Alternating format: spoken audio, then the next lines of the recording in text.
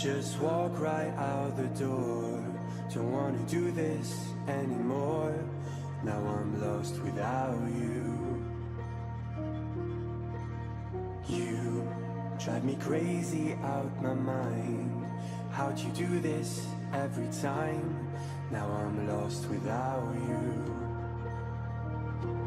Used to be the one I talk to when I'm sad.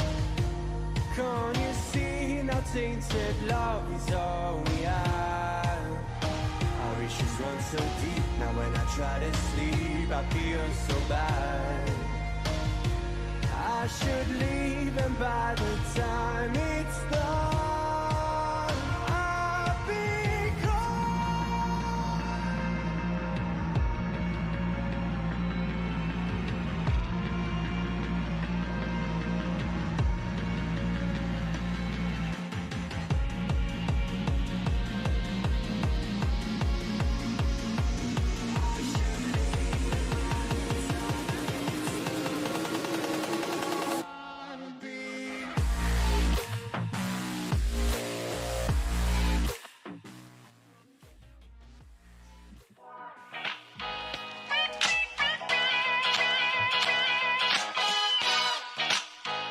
Did they miss us? Do you think they missed us?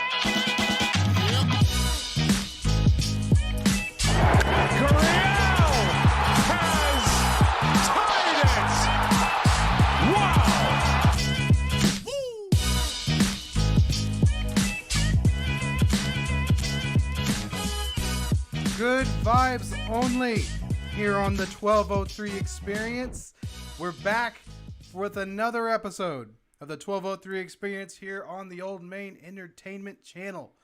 If you're missing out, if you're watching on YouTube right now, thank y'all for joining us. I'm your host, as always, Reed Graff. Joining me, as always, my good friend and perhaps one of the best men on the singles market in the Houston area, Parker Ray. Well, buddy, I got some stories about that. I don't want to get into my last few Tinder dates, but they have been something crazy. But yes, I am single and ready to mingle, ladies. I'm getting back out there. I'm back on the horse, as they say, but don't try to do it on a horse. It doesn't work. Yeah. Anyway, how you doing, Reed? I heard you staying busy with Astros Daily. So hey, I see every day I'm popping in. You're doing something with the Astros, really digging into the stats of it. And I'm enjoying it, man. If you haven't checked out Astros Daily yet, you guys need to do that. Yeah, it's a new show that I started right here on Old Man Entertainment. I got 2 episodes. There should have been 3. I had issues with episode number 2. I don't really know what happened. I went live and it showed I went live, but then nothing was on the channel. I'm not really sure what happened there. There's 2 episodes out right now. Both of them detailing some big Houston Astros wins. So if you missed those episodes, make sure you check those out on Old Main www.youtube.com/Old Main Entertainment. You want to check it out. We got a lot of good stuff. Parker will have a show on the channel here in the next maybe month or so. He's working. It'll be more of a I'll save the treat for later, but you guys will enjoy it. If you like me getting angry about things, pop culture, sports, whatever it is, current events, and you're going to really enjoy this show that's coming up. It's going to be called Power Move, Parker. Some of you guys have listened to it before, but it's basically just me ranting about current events. And as soon as I get the right equipment, I'll be ready to go. It'll be fun. Hey, we have a little bit of everything here on Old Main.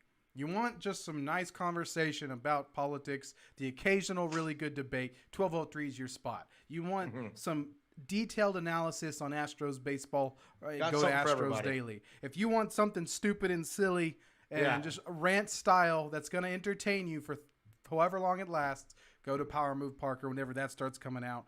Old Man Entertainment's the place to be. We're on the up and up. We're up over 25 subscribers, which is awesome considering where we started. I think we were talking about it before the show. We were stuck at like 15 for a while there. For a long time, yeah. A little bit of growth, a little bit, baby steps, but right at 28. I know we're trying to keep it like, trying to round, but 28 exactly. I don't want to count anybody out. Right at 28 subscribers. Every little subscriber counts. We love every little subscription. So yeah, we enjoy the feedback, guys. Yeah, so make sure also to hit us up on Anchor. The show is over on Anchor. That's one of the big places where our audio version of the show comes out. Make sure you check that out. AJ Camacho is in the chat. My good friend Alva Joe, thank you. Chupapi, I don't know what that means. I'm a white as hell, AJ. You know this. Probably a cuss word if I had to know AJ very well. Probably just said something very offensive, but I didn't say it very well, so it doesn't really count. Lots of stuff to talk about. Mostly Houston, as always. I mean, come on, repping the Houston. Got lots of Astros talk at the end of the show. Well, they're 5-1. They're 5-1. Well, you got to talk about what else them. do you talk about? Yeah. Well, there is a rapist running around Houston. We'll talk about that. Yeah, we'll talk it's about getting that. worse. We're going to talk about some little more, not sports, maybe some more life stuff. So if you want to stick around, if you're more of not a sports guy, you're more of just want to hear about dumb crap that happens in our lives, the back end of the show, come back in about 45 minutes. Don't leave. Please don't. But if that's your forte. We're slowly but surely figuring out YouTube's all about grabbing attention and saying some crazy shit. So I've gotten even more and more crazier. Reed is understanding that, and that's why he pretty much just lets me go now. It's a great time to be alive and a 1203 listener. Yeah, we got a lot of good stuff. Let's jump into it. David is in the chat. What's up, David? Welcome to the show. Let's talk about that rapist or accused rapist, but it's looking worse and worse and worse. By the way, I got to ask, what do you think of the beard?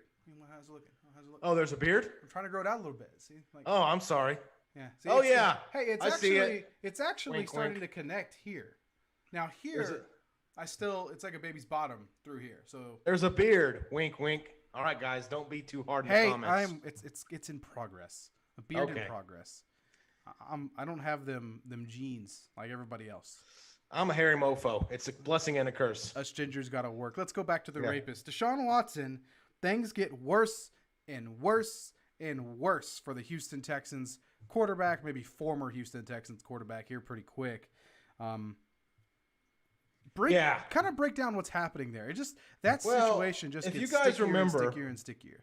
Yeah, if you guys remember, that's all we do, AJ. We jump right into the dirty and we just dig it up. That's what we do on the 12. Oh yeah, we get right into it, man. We don't have a lot of foreplay. We just go straight to Pound Town, like Deshaun Watson tried to do with the massage therapist.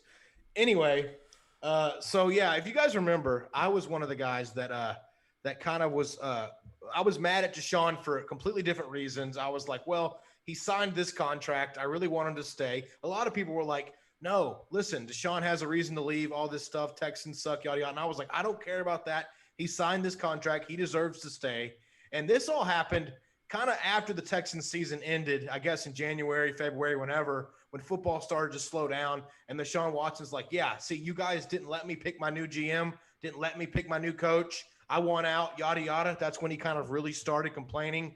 Turns out that he may have been wanting to leave Houston for a whole different reason. There was a period of time where Deshaun Watson was very quiet on social media, very quiet on everything. And I was like, okay, listen, at least talk, at least tweet, send out a tweet, do something. Don't do this passive aggressive BS.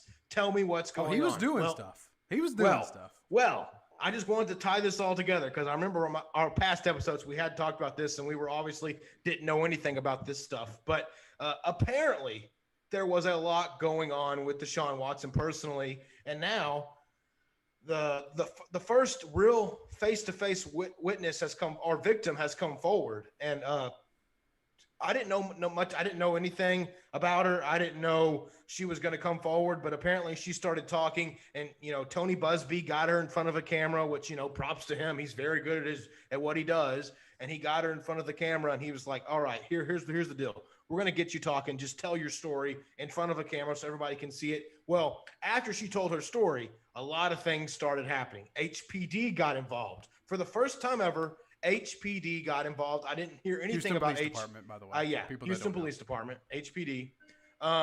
They got involved for the first time ever, and I didn't even think that was going to be a thing. I thought if this was all just kind of a story by Tony Busby, then of course they would ignore it. But they got involved, and then today things started to develop.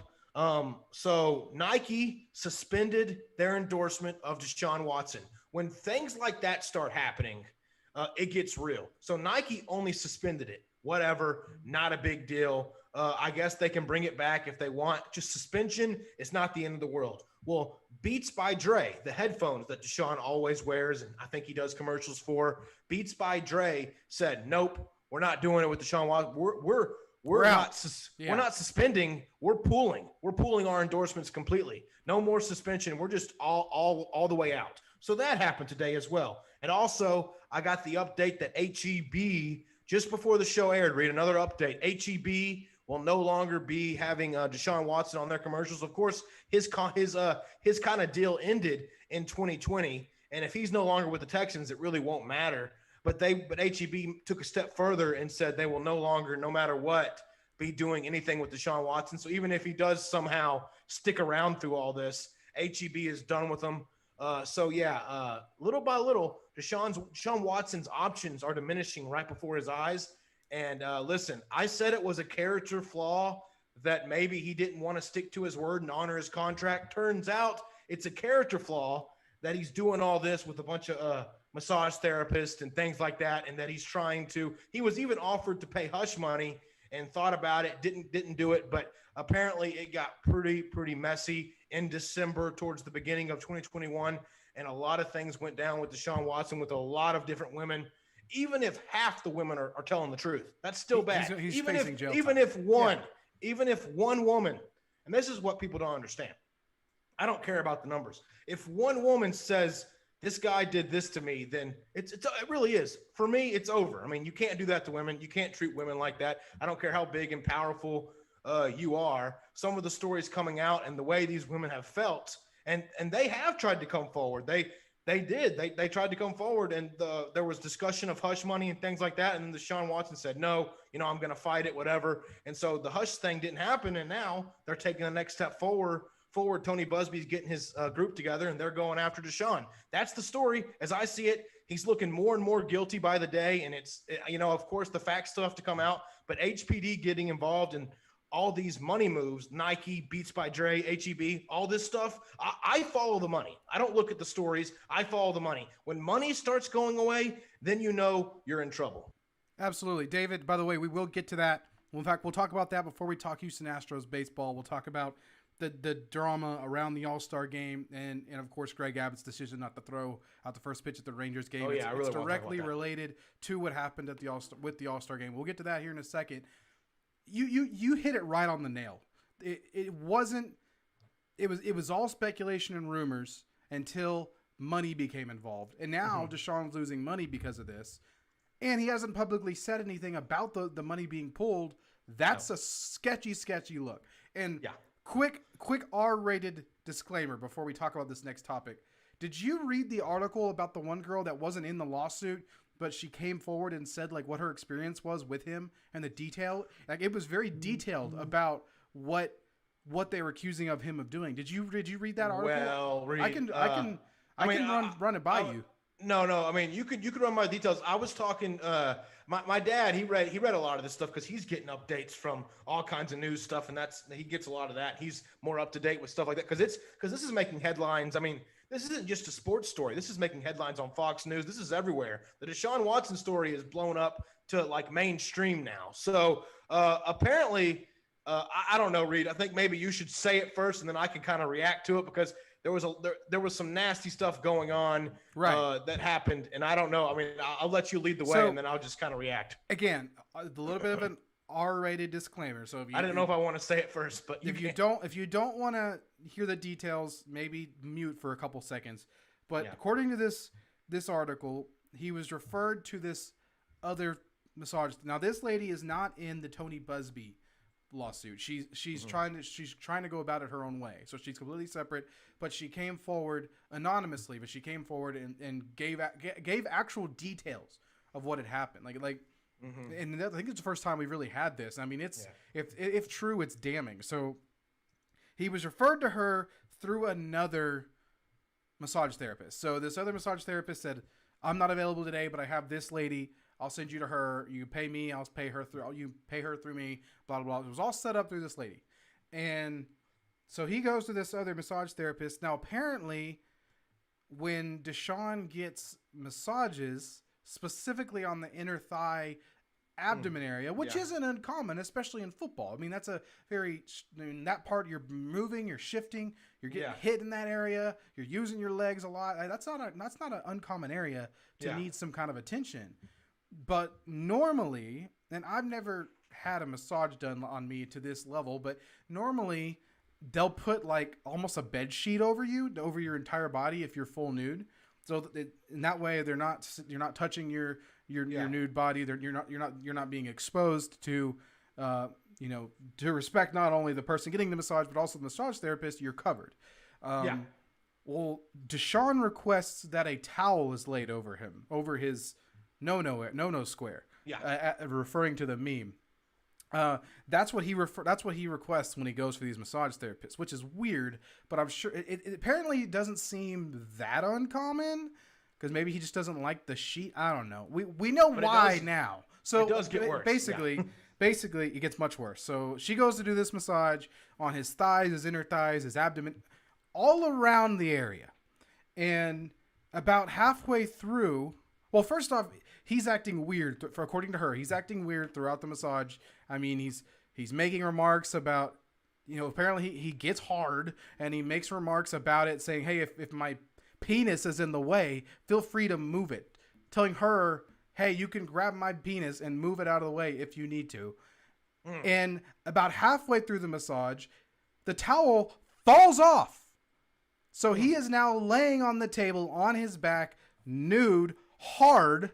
He's erect, telling this lady to work on his inner thigh. And it gets worse. Apparently, throughout the massage, he starts hip thrusting.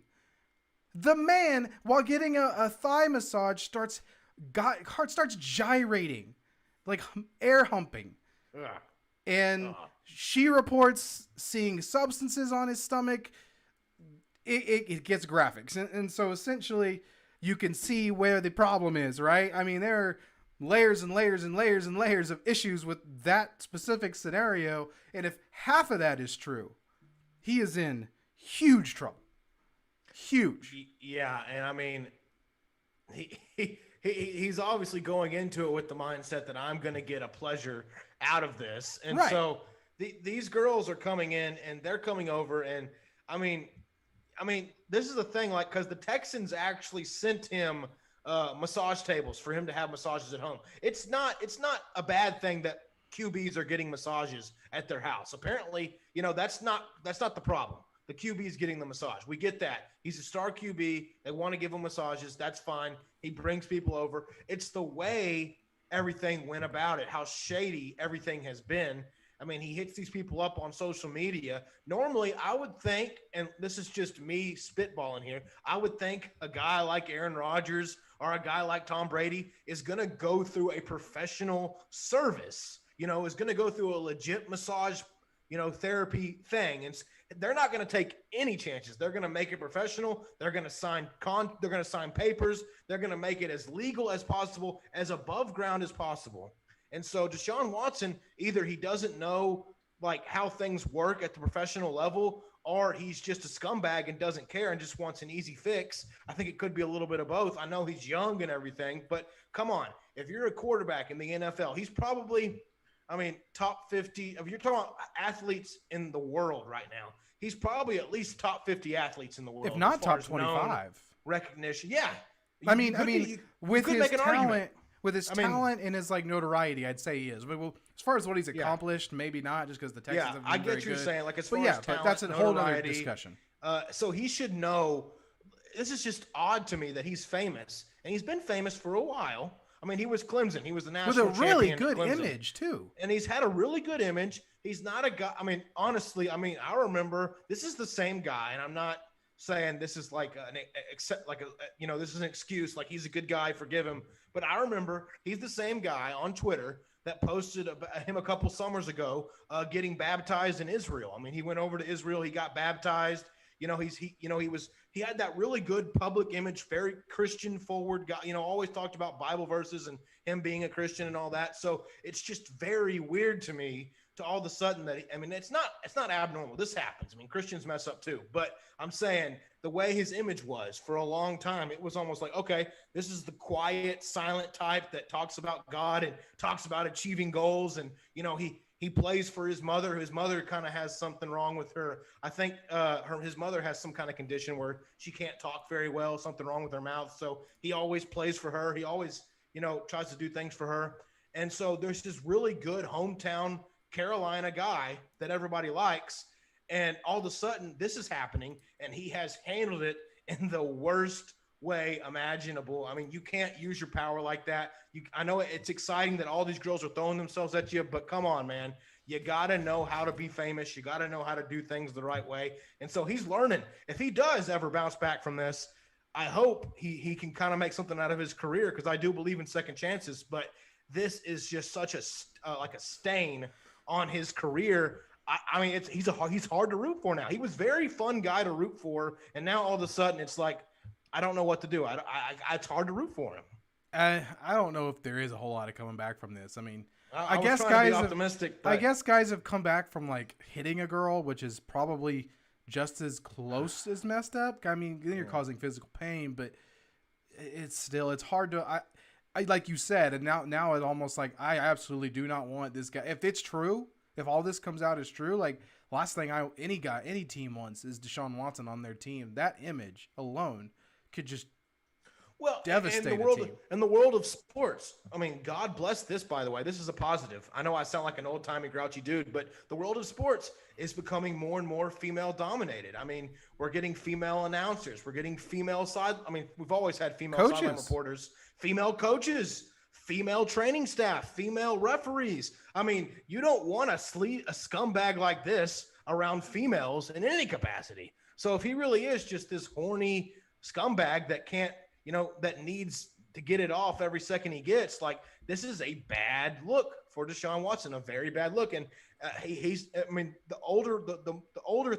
more time flies, the more futuristic we get in our thinking about females and things like that, the more this is going to come to haunt him. I mean, he's probably never, can you imagine a female coach or a team with female staff members that they don't want to be around him? That's a lawsuit waiting to happen. I mean, they're not going to want to be around a sleazebag like that. No, this would probably be very close to the end of his career if it happened. I don't know. We say every week. We end up talking about this every week, but I mean, it's just relevant, especially in the Houston media.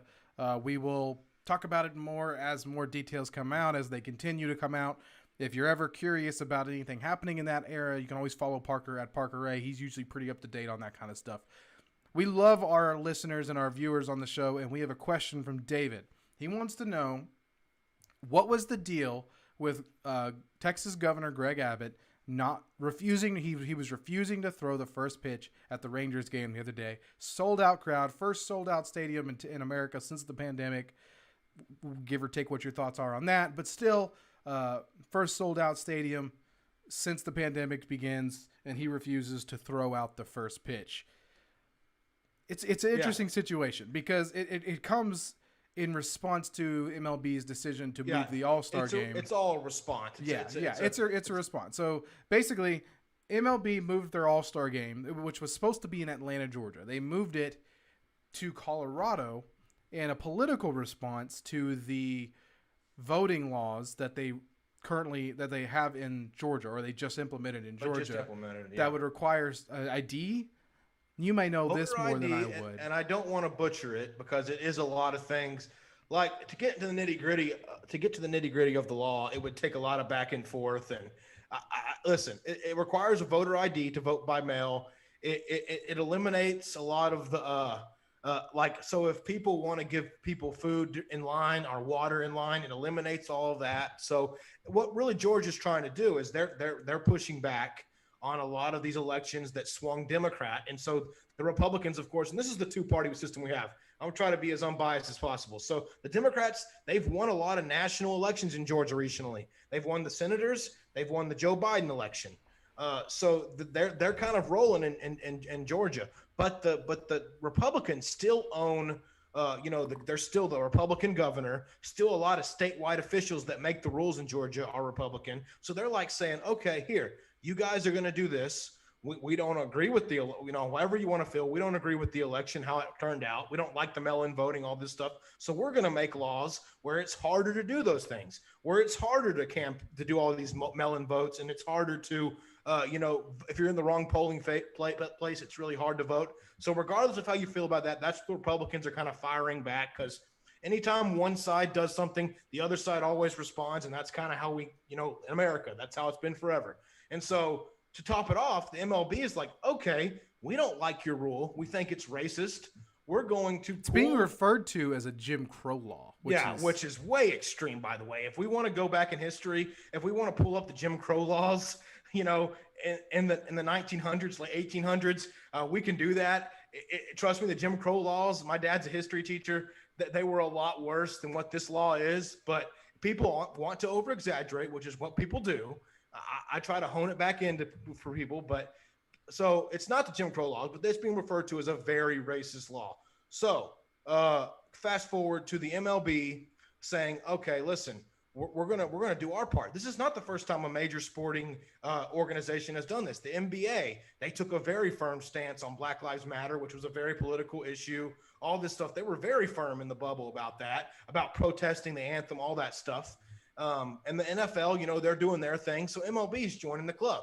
They're saying, okay, listen, this is enough is enough. We're fighting back against the racism, the Jim Crow laws, whatever you want to call it. We're going to really what I think is an over-exaggeration and pull the All-Star game from Atlanta, Georgia, which, by the way, the city of Atlanta is a very Democrat city, and actually 51% of the Atlanta population is black. So you're actually hurting a lot of black businesses when you do that, but that's neither here nor there. They pulled it out of Atlanta. They go into Colorado, and they put it in Denver, I guess. Denver is where the All-Star game will be, which is actually a very high percentage. There's a lot more white people. It's a heavily populated white city in Denver, Colorado, than it is Atlanta. Atlanta's pretty high population of minorities. 51%, like I said, are black. You get a lot of Mexicans there too. So it is a very high percentage of minorities in Atlanta. A lot of the Democrats in Georgia are still saying, hey, we don't agree with the move. You're really hurting a lot of our local businesses, but whatever. MLB made the decision. They're moving it. So the very Republican governor, Greg Abbott, we all know him, love him or hate him. He's Republican. He's been Republican his whole life. He rolls in on his wheelchair, pun intended, and says, hey, listen, I'm invited to Arlington to throw out the first pitch. I'm going to stick it to MLB and say, no, we're not doing that. And so, again, the left with the MLB, they did their thing. Okay, so the right in Texas, they're going to do their thing. Whatever. They're bouncing back and forth. That's what happens. Governor Abbott does his thing. He says, no, I'm not throwing out the first pitch. Meanwhile, Arlington is loaded. 40,000 people packed in strong in Arlington Stadium. The first full stadium I've seen in years, it feels like years. So whatever you feel about that, the Arlington packed the hell out of Ranger Stadium, which is funny because they can never seem to pack the stadium in normal years. But, I guess they're trying to make a point with COVID, so they packed the stadium. But anyway, he says, no, I'm not throwing out the first pitch because of what happened in Georgia.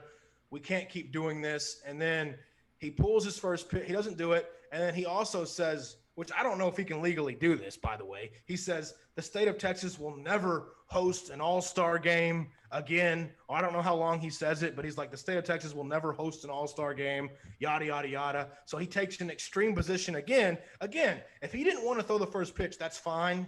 But he goes to the extreme, just like the left does. And he said, no, the state of Texas is not doing an all-star game, which I don't know how he can tell Minute Maid Park or, Globe Life, or I don't know how he can tell a private business not to host an event, but I guess he can.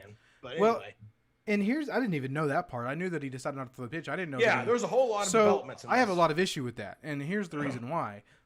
Point A, I am not political.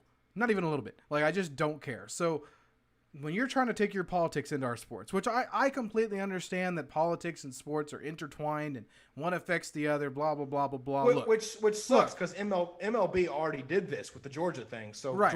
Greg Abbott's just, responding. But still, the All-Star game, this is why the Atlanta Braves are so pissed about losing this game. It wasn't because of politics. The All-Star game and the Home Run Derby is such a big source of revenue. Huge source of revenue. You get the advertisement, and people will watch the All-Star Game, home run derby. Oh, that's a gorgeous stadium. I'd love to go to that stadium. I'm gonna go to Atlanta, and I'm gonna check out that stadium. And now Atlanta doesn't get that chance. They don't get that free exposure. It's like Washington a couple years ago when they had the home run derby and Bryce Harper was in it, and he won the home run derby, and they got all this good exposure from it. Imagine if they didn't get that because of a political move. Yeah. If they decide that they're never going to host the All-Star Game in Texas, and that hurts the Texas Rangers or the Houston Astros, those teams are going to be pissed. And I understand that the owners are probably in Abbott's contacts book, right? Like you can probably call them up and be like, "Hey, don't accept." Yeah, here's the thing about that. I'm sure Jim Crane and I forgot who owns the Rangers. I completely forgot. But whoever owns the Rangers, I'm sure. I mean, I'm not gonna be this confident. I'm like 95% sure those guys voted for Greg Abbott and are supporting his policies or whatever. But it hurts people like us who want to enjoy the All-Star Game and go to the games. And here, listen, it hurts businesses too. It hurts a lot of businesses, like you said, private businesses in Atlanta, private businesses in Houston and Arlington. They're getting caught in this tit for tat. And here's the thing: as far as me politically, I think it sucks. Atlanta or the MLB wanted to do this and started this thing. I hate. And here's another person who Keith Olbermann, he's a reporter. I think he's worked for a lot of mainstream media outlets, but I don't know where he works now. But his name is Keith Olbermann. He tweeted that, listen, he's like, this will be a test. He's saying he's just calling everything racist, which is what the media likes to do.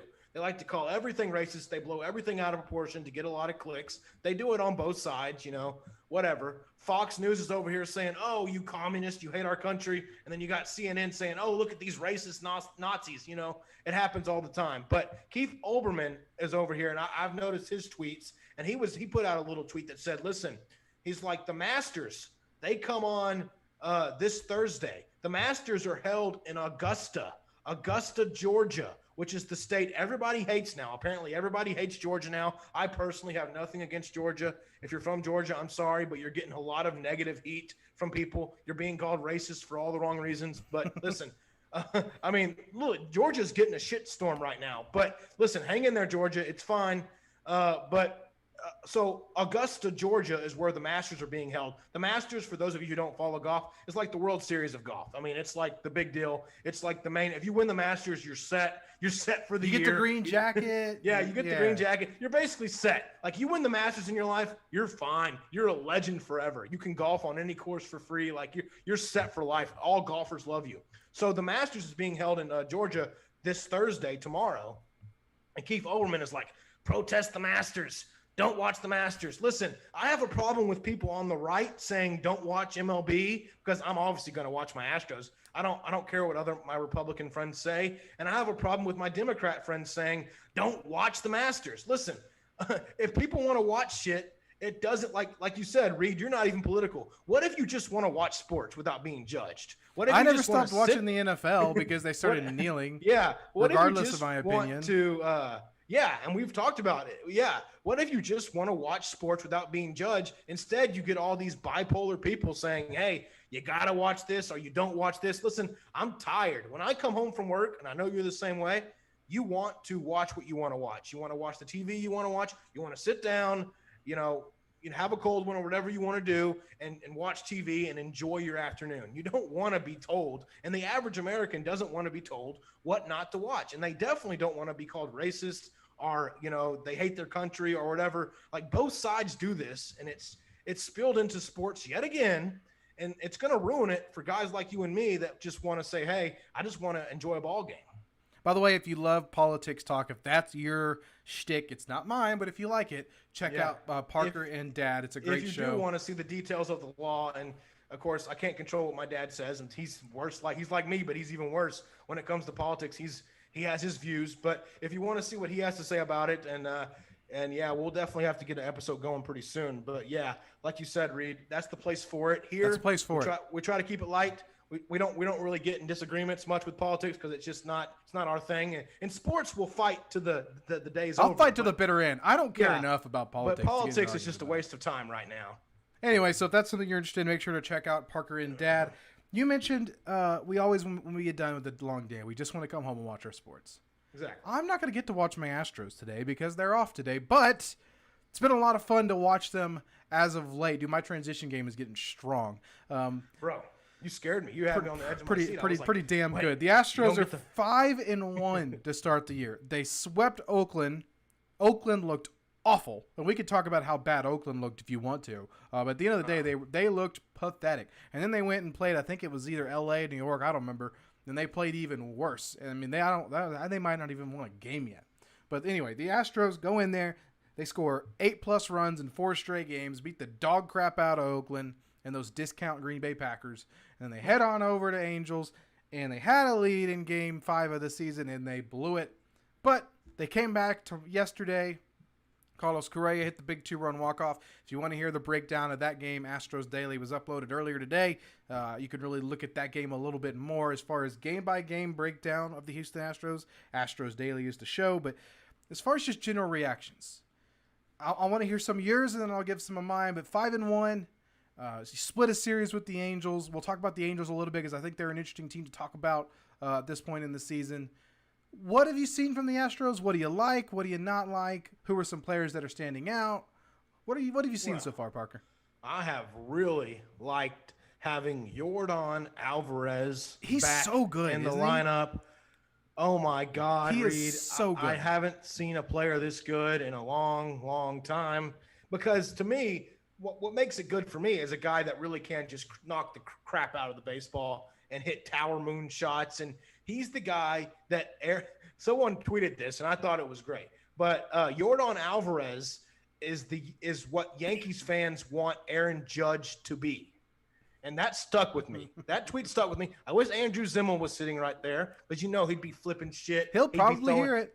Oh, he's probably listening right now. He would be having a fit because last week he got mad about me comparing Minute Maid to Yankee Stadium. Whatever. All I'm saying is Minute Maid Park is loud. That's all I tried to say. But anyway, Yordan Alvarez is that damn dude. And dude, of course, he is, dude. He's the dude. He is the dude, and I missed that. And also, I just missed, as cliche as this sounds, I missed having Astros baseball. I heard on our Astros baseball with fans involved. I mean, it's a little different with the fans involved. Like last season, just did not feel like Astros baseball. I'm sorry. It just didn't. I'm actually loving these boos. I'm loving the reactions. I think Angels fans on Monday, they may have got a little carried away on Monday. They were pretty bad the game 1. I hardly heard them at all in yesterday's game. Game 2, I didn't really hear much about them, but yeah, game 1, I think Dusty Baker I thought it was had funny. Some words to say about that, but yeah. I don't mean to interrupt you, but they booed Martin Maldonado. Do you know who Martin Maldonado was playing for in 2017? He wasn't playing for the Astros. No, he was playing for the Angels. Oh, see, how stupid can you get? He was playing for the Angels. Blind hatred. That's a good tidbit right there. I did not even know that, but I knew he wasn't playing. The point is, he wasn't for the Astros, but he was on your own damn team, and you didn't even know. Okay, so yeah. Of course they don't know. They didn't start paying attention until the media started saying Angels are going to be good. Now they're let's go to the ballpark. They're getting fed which is whatever, which is fine. Let them do it. But it's actually helping the Astros in a lot of ways. And another kid that's stand out to me, Chas McCormick. So far, he's been pretty solid. He's been pretty solid, my guy. And of course, you tweeted about your boy Kyle Tucker.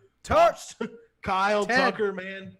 He has stepped up. There's so many guys. Talked about him on the Astros Daily today. He is, he's. I think he's like top 5 in RBIs, and his batting average really isn't that high. He's maybe 220, but 3 homers. Really like Altuve. This Patrick. This is not a dude. You're a dude. This is a man. That's a great Marvel reference right there. Clap it up. That's a great Marvel. This is a man. Oh yeah, that's a great Marvel reference. Yes. Crap. The guy from Guardians of the Galaxy. Drax. Yeah, that's a destroyer. That is such a good drop there, Patrick. I'm so proud of that. Oh man, we really need to. I would love to have Patrick on the show just for one-liners. Hey, I feel like Patrick would give us some. Patrick, if you want to get on the show, let me know. He is a huge Astros guy. He can talk Astros need him on the with show. The best We've had Ryan. We need Patrick. We've had Ryan's more of the NFL guy. Patrick is a huge Astros guy. I don't know many guys that love Astros baseball more than that man right there. So if you really want to get a passionate Astros guy on, Patrick would be an interesting one. And he just dropped one of the coldest references we've ever had dropped in the chat. That describes Jordan perfectly, by the way. So That's just not a dude. You're a dude. This is a man. But another guy who just seems like a man too. Like a grown man and all this, man when it matters most. What about Carlos Correa, the 2-run homer? Finally started showing it. But he said it, and he was quoted saying, he likes to hit when the game's on the line, makes him feel sexy. It makes him feel sexy when the game's on the line. He likes that word lately. He's talking about. He's going into the season. He was talking about his swing was sexy. And like I think he's really gotten into the. You're a little into the sexy. The wrong part of American culture. He's sexy and he knows it. Yeah, he's getting into the dark part of American culture. We need to put him back on the right track. But yeah, no, he really is getting it. But hey, man, whatever he wants to call it. I mean, it was so crazy. Me and my dad were watching the game. 2-2, whatever. Carlos comes up. We just knew it was going to be a home run. I don't know the feeling. I wish we would have put money on it or something. But like we knew something great was going to happen. Just watching Carlos, we didn't even care what he was. Like if he didn't have a single hit all year, it didn't matter to us because we knew at that moment, okay, this is a Carlos Correa home run time. And just like that, he hit that line drive shot. I didn't even think it was a home run at first. But then barely got out. The umpire started doing this and he started jogging and we were like, oh, we called it. But yeah, it was awesome. I'm so excited to see this team. I just hope they don't run out of gas when I go to the game Friday. I'm hoping it goes strong, and I'm hoping Minute Maid Park is as loud as ever. We need to support them boys. Which, by the way, if you're interested, next week, Parker's going to Friday's game. We're going to have him talk about what the environment was like back in Minute Maid for the first time. Obviously, they'll have played Thursday, but I'm curious. I'm really curious to see what the vibe was like. So that'll be an interesting discussion. Let's talk more about this, right? So we mentioned Kyle Tucker, and he's looked awesome. I mean, Michael Brantley's probably going to come back tomorrow if I had to guess. The little wrist, he was hitting the cover off the ball before his injury. They couldn't pitch to him. They couldn't pitch to him. And then the pitching has been pretty solid. That, like I said, the game the other day, the bullpen kind of faltered. I think it was Joe Smith that had a rough outing, and then Blake Taylor got touched up a little bit too. But other than that, I mean, Ryan Stanek, I want to talk about him. Ryan Stanek has been awesome. It's like we took 2016 Devo, cloned him, changed his face a little bit, gave him a mullet, and then stuck him on the team. Because that changeup is just disappearing. And he was awesome in the game the other day. He was awesome in the final game of the Oakland series, and he was really good in that game that they ended up losing. He pitched early in the game, struck out 2 through a perfect inning. Ryan Stanek needs to be pitching in the 7th, 8th inning. And I think the only reason he pitched when he did is because it was a bases loaded, like 1-out situation. But he came in, threw that nasty curve with the fastball up in the zone, got back-to-back strikeouts. Ryan Stanek has been lights out of that bullpen. And then, of course, Ryan Presley was good yesterday. He came in game 2 and just shoved. Two apparently he had told Dusty, he was like, hey, I need to get an inning. I need to get an outing. And Dusty was like, all right, here's seen him one of the yet, toughest outing we've had all year. And he comes in and shoves. So, I don't know. Other than that one little anomaly with Joe Smith, Blake Taylor, I'm really encouraged with what I've seen from the pitching staff. I mean, other than Luis Garcia was a little bit shaky, but I'm just kind of expecting that because he's young. You got to have that one. I mean, he is the number 5 guy, right? He's at the very end. Right. Yeah. So, he's a filler. Listen, they have Devo 2.0. I like that. I was surprised. I was surprised that McCullers actually was the number 3 guy and Javier was the number 2 guy. But after watching Javier pitch, he's electric, bro. I mean, he really is something. And these Astros guys, I mean, and Urquidy's good. Like they. I mean, yeah. If you don't know these Astros pitchers, you're going to learn because they're going to be pitching in October and they're going to be pitching and striking out your favorite hitters in the playoffs. So, and the fact that the crowd is back into it and there's so many boos and they're just they look so stupid and they sound so stupid. These guys in the stadium, they yell at the worst times. The A's were literally down like 9-1, 9-2, and there's guys yelling, bang the can, just random stuff. And it's just like, guys, you're so out of touch. You just want to be cool. Logs on the fire, man. There was one guy who actually thought it was cool. Engine. Yeah, there's one there's one guy that thought it was cool to show up and an Oscar or yeah, I guess it is Oscar the Grouch or no, it's the guy who dressed It was the guy. Yeah. I know you're it's the referencing. garbage guy with Sesame Street. He dressed up. I'm the trash man. I want to say Oscar, trash but man. yeah, he showed up as the guy in the trash as a Sesame Street character. And That was he a literally good showed Always up. Sunny reference, by the way. Yeah. Oh, I love Always Sunny. That was a solid. We got references out the. Where's Mark Brown when you need him? We got references out the wazoo. That needs to be another guest as well. But We gotta have Mark on. We got lots of guests. The 1203's popping. If you're not on board, get on board. This has been a fun episode because we're happy. We're happy about the Astros.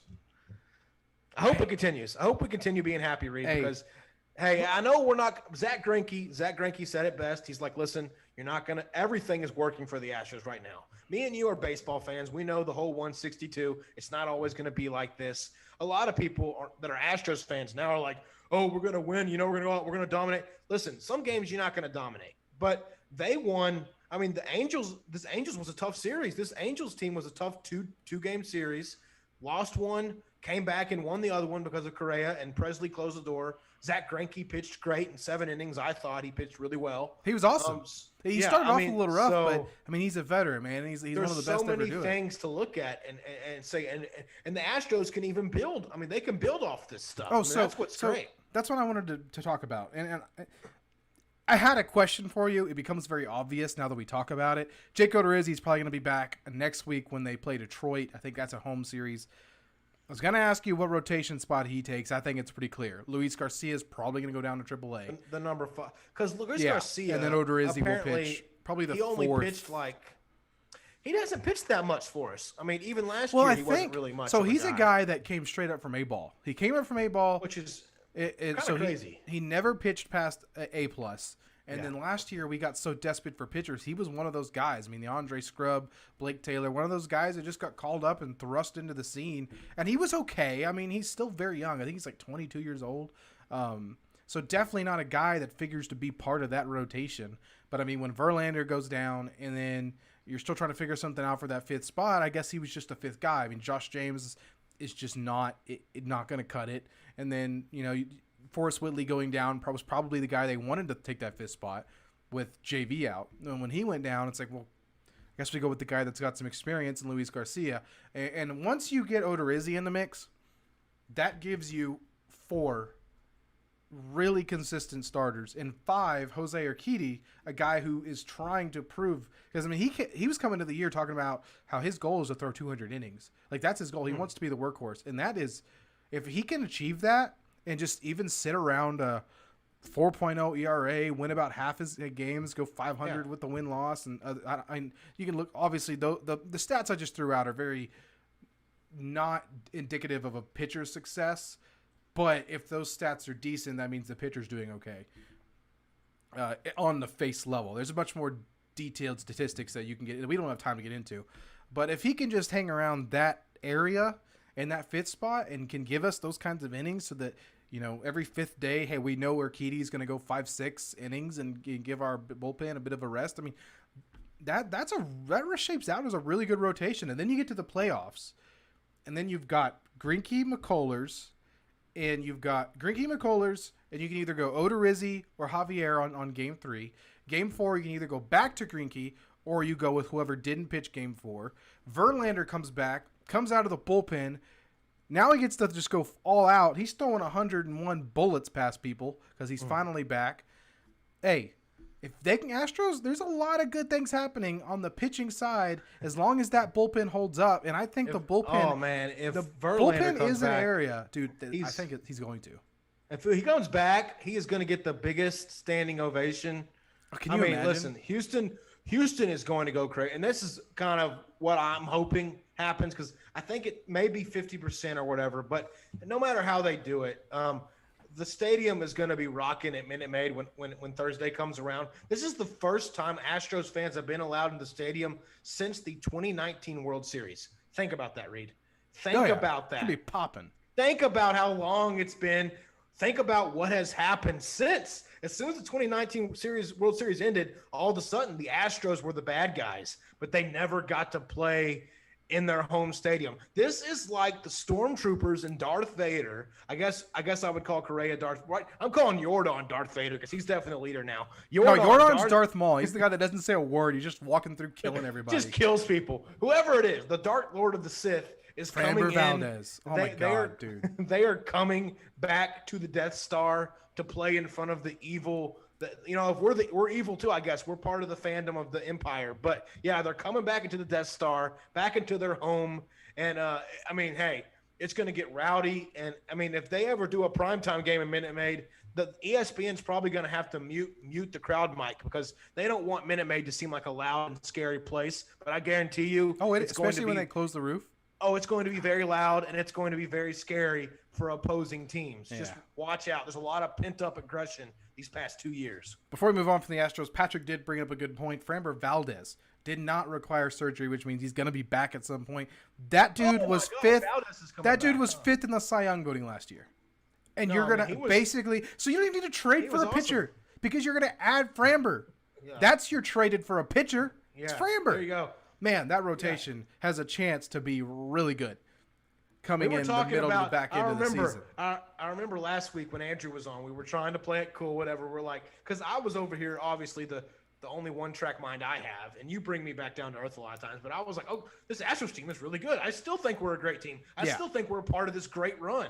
And now, all of a sudden, 5-1, we're talking about pitching coming around because that was kind of the main worry was the pitching. We knew the offense was going to be ridiculous, but we didn't know this ridiculous, but we knew it was going to be pretty good. And now all of a sudden we're talking about pitching being good. And now it's all starting to sound like, hey, we're kind of both on board. This Astros team, I mean, if you're looking at ESPN power rankings right now, they are the number one team in MLB by far. It's so early, but still, I mean, I don't think you can argue from what the Astros have shown that, hey, we're still one of the top teams in the league. They hate the Astros. So the fact that they did that is got to mean something. They also put L.A., the Angels are 4. So, but anyway, let's move. What they're doing. The power rankings change every week, but I just like the fact that the Astros were at number one to start this early in the season. If obviously you can't start the playoffs now, but if you did, Astros would definitely be the favorites. All right, before we get on to some of the more lighthearted, silly stuff, we're going to talk a little bit. We're going to move a little bit away from sports at the end of the show. We're going to talk a little bit about the YouTube scene, what we're watching, what we like. We are very, very, very minuscule, but we are part of the YouTube scene. So talk about that a little bit, who we're watching, who we're enjoying. And we're going to start a new section, too. I was inspired by Ear Biscuits, Retinal Link. They do a recommendations at the end of their episode. They just give one thing that they suggest you check out or watch. Usually it's a book. For us, it's just going to be whatever. We're going to talk about that. That's how we're going to end the show. But before we get to that, we're going to talk some NFL. I think we're going to hold off on the NFL for now. We'll talk about that a little more next week. Maybe there's some bigger news. Yeah. Baylor. They have won a national championship in basketball for the first time. We were talking a lot of NCAA basketball last week with Andrew Zimmel on the show. I thought we had a really good discussion. We all talked about, it seemed the consensus was that Baylor was probably going to get the upper hand on Houston. That ended up ringing true. And then, of course, but we all seem to think, hey, Gonzaga looks really good. I don't know if a team's going to beat them. Baylor handled them. And it wasn't ever a close game. Am I correct? No, it was not a close game. And this puts everything in perspective for me. So Arkansas, when they played Baylor, they actually played them pretty well in the second half. They cut the lead down to 4 a couple times. Then one of their main scorers fouled out, and it got a little bit out of the way. Here's the thing that Baylor ended up stomping the coup. That game was never really close. But here's the thing that amazes me about Baylor is they have so much speed. So much speed on their team. When you're watching them, they really do have a lot of pro-level guys. And the way that Baylor program has kind of come back from, I guess you can say, the ashes. I mean, I don't know where Baylor was before this, but the fact that Baylor now – they weren't on this scene. They are back in the scene when it comes to basketball. I mean, their women's basketball team has always been – they've always been up there. Yeah. But they've won a couple natties in the past few years. You're looking at a legit – Texas basketball school. This might be the place to go in Texas if you want to play basketball. I mean, this might really be it. Baylor is really starting to kind of separate themselves, and I know UT and everybody else is trying. Oh, we're gonna bring guys in. We're gonna do this. Listen, it doesn't matter. Buy the UT. Listen, I love Kelvin Sampson. I think he's great. I think U of H, they play in the American Conference. U of H, I think U of H said something a little bit. Like U of H can still, they're still going to be pretty competitive, I think. I still rank them pretty high. But Scott Drew, for the coach of Baylor, and the fact that they're in the Big 12 and they have all that working for them, they are the powerhouse in Texas right now, and they're just a powerhouse nationally. I mean, that Mitchell kid, they had this guy named last name Myers that did good. They had this big boy Vital who was just posting up everybody, just beasting on people. And they had really quick guards, two really quick guards, Mitchell and I think Teague was the other one. And they were so quick, and they had guys that could shoot, Myers, and they had big guys in the middle like Vital and things like that. And they had this one guy whose name's really hard to pronounce. I won't even pronounce it, but he was one of those other guys from overseas that came in, and he was just a big energy guy that did a lot of dunks and got the crowd involved. And so they really checked all the boxes. And when Gonzaga rolled the ball out, someone described it as, okay, Gonzaga being from a conference that's not really well known, you know, they're a private school, whatever. They had a good run. They were undefeated all the way into they got to the playoffs. But when they got to the last game, they played a Big 12 team playing some Texas basketball. And Texas basketball is different than than other states. In Texas, we play basketball like we play football. We bang a little bit and we hurt you a little bit. So Baylor was physical. They were fast. Gonzaga hadn't seen anything like those boys from Baylor. The size advantage skewed towards Baylor, and the speed advantage skewed towards Baylor. And all of a sudden it was like, oh, wow, this could be a bloodbath. This is like Alabama playing Notre Dame or something. Like, this does not look good. Like, the Catholics start saying their prayers, crossing their hearts, because it looked bad. It looked bad for the boys from Gonzaga. They had a good season. Don't get me wrong. Baptists beat the Catholics, huh? The Baptists beat the Catholics, man. And you know, I grew up Baptist, whatever. But shout out to the boys from Waco. They had a really good run, and I don't think it's over. I think Scott Drew is a great coach. So if he stays, which I don't know why he wouldn't want to stay with Baylor. I mean, he's got a pipeline there that apparently Waco, they've got some heat coming down the pipe in these next few. We'll see how they do, but they look pretty good. Yeah, congrats to the Baylor Bears. All right, that's it for sports today. But we still got some interesting stuff to talk about. Maybe one or two more topics, 20 more minutes or so, so stick around. Appreciate everybody that stuck around and watched. I know Patrick's probably still watching. You're my guy. Okay, YouTube culture. I mean, we've talked about this a little bit just between you and me, but you know, we're on the YouTube scene now. We're big time. Like, we got 28 subscribers, bro. We are up there. Big I like to think time. so. Big time. So what are you watching? Who have you been watching for a long time? You know, if you could recommend people, maybe someone that not as many people know, who would you recommend? Oh man, so not as many people know. I probably have to circle back to that one, because a lot of the ones I watch are just people. See, I got just a couple.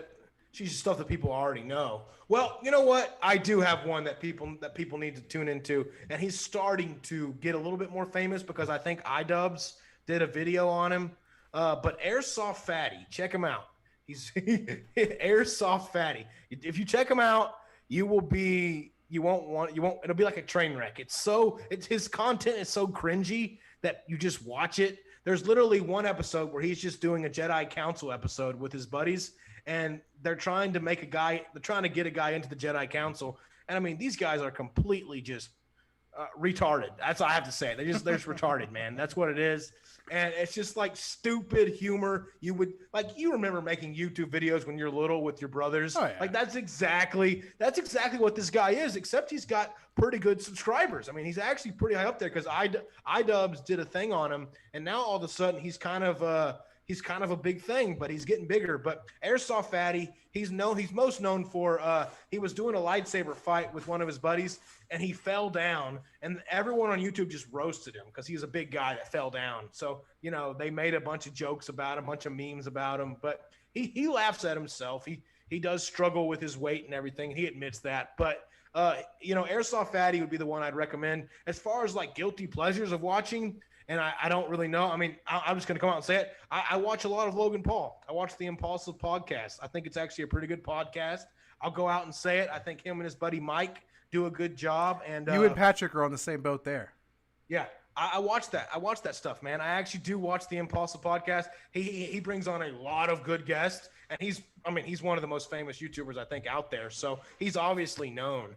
But just watching him and the stuff him and Jake have done with boxing and how they kind of transform themselves. I mean, these two guys are, they're a-holes for sure. I think Logan's a little bit better than Jake. Logan's kind of learned from his mistakes. Jake's still kind of young, still kind of learning. But Logan, you talk to him like on the podcast, it seems like he's a pretty chill dude, down to earth. He collects Pokemon cards, which reminds me of a lot of friends I had growing up. So he just seems like a cool guy. And I actually listening to him and Mike talk about just random stuff is kind of fun. But the guy I want to recommend is Airsoft Fatty if you haven't looked him up. I could talk on this for a Logang. Oh, where were we? 2017? Come on. I guess I'm part of the Logang now. Hey, Patrick's got like a Maverick tattooed onto his side, so that's a guy to talk to. But Patrick I could talk. John Boy Media is a good one for John baseball. Boy's a good one. I mean, he's Yankee biased, yeah. But he's not near as bad as a lot of people. I'll give John Boy credit. He's pretty entertaining. I think Patrick was firing some shots there too, but maybe he was.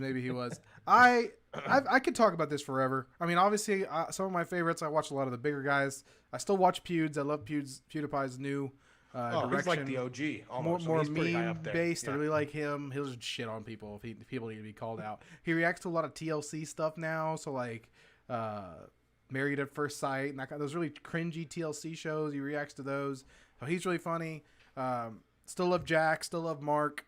But as far as a couple smaller channels that I'd recommend. So the first one, Jess and I love this guy. So he's a probably like 1 to 2 million subscribers.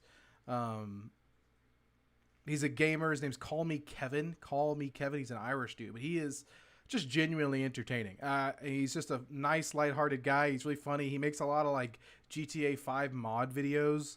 Those get crazy. Yeah, so he's a really funny guy. I highly recommend Call Me Kevin. I've also been getting into the pickup basketball scene. So like guys will just go up to pickup basketball parks and play ball. There's two guys in particular that I really like. One of them is Tristan Jass. He's just this white kid. I think he's from like Wisconsin or something, but the dude has handles. And he has one of the like best layup packages that you'll see. Tristan Jass, Tristan TRSTANJASS. Check him out. He's really entertaining. And then Devontae Friga is another one. He was interesting.